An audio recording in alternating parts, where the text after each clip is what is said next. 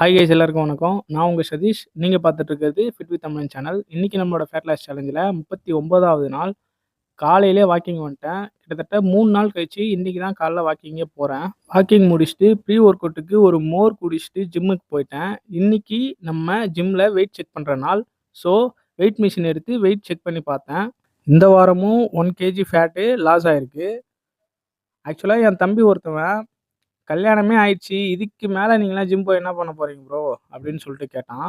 ஃப்ரெண்ட்ஸுங்களும் அதேமாரி தான். நான் ஜிம் ஸ்டார்ட் பண்ணும்போதெல்லாம் அவனுங்களும் வந்து ஏன்டா உனக்கு இந்த தேவையில்லாத வேலை, வெயிட்டை குறைச்சி நீ என்ன பண்ண போகிற அப்படி இப்படின்னு சொல்லிட்டு கேட்டானுங்க. அவங்க எல்லாருக்குமே நான் அப்போ பதில் சொல்லலை. என்னோடய ரிசல்ட்டு தான் அவங்களுக்கு பதில் சொல்லணுன்ட்டு வெயிட் பண்ணிக்கிட்டு இருக்கேன். ஆக்சுவலாக அதுக்கான காலமும் வரும். கண்டிப்பாக என்னோடய பாடி ஃபேட் எல்லாத்தையும் குறைச்சி அவங்களே நினச்சி பார்க்க முடியாத லெவலுக்கு கண்டிப்பாக என் உடம்ப நான் கொண்டு வருவேன். அதுக்காக இன்னைக்கு நாள் நான் chest and triceps work out தான் போட்டேன் ஜிம்மில். ஜிம் முடிச்சுட்டு வர வழியில் மீன் தான் வாங்கிட்டு வந்தேன். இன்றைக்கி ப்ரோட்டீன் சோர்ஸை மீன்லேருந்து எடுத்துக்கலாம் அப்படின்னு சொல்லிட்டு பாதி மீன் வறுக்கிறதுக்கும் பாதி மீன் குழம்பும் வச்சுட்டோம்.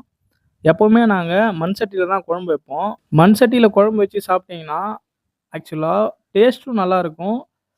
நம்ம பர்னர் ஆஃப் பண்ணிட்டா கூட அந்த குழம்பு கொதிச்சிட்டே தான் இருக்கும். அது இல்லாமல் மண் சட்டியில் குழம்பு வச்சு சாப்பிட்டா நிறைய ஹெல்த் பெனிஃபிட்ஸ் இருக்குது. நீங்களும் சாப்பிடுங்க மறக்காமல்.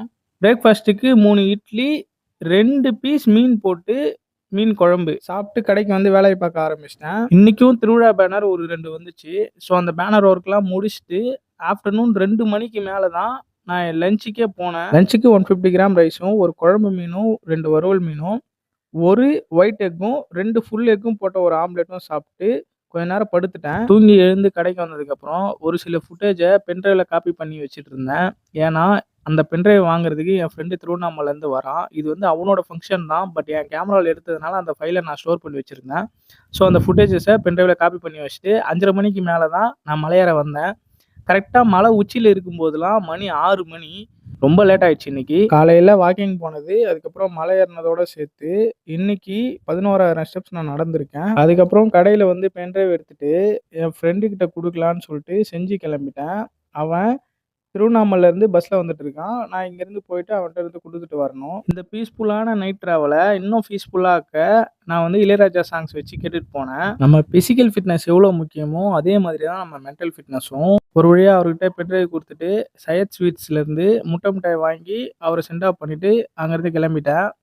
வரும்போதும் இளையராஜா சார் சாங்ஸ் கேட்டுட்டு தான் வந்தேன். நீங்களும் இது போல் மென்டல் ஹெல்த்தையும் ஃபிசிக்கல் ஹெல்த்தையும் ஃபிட் பண்ணுங்கள்.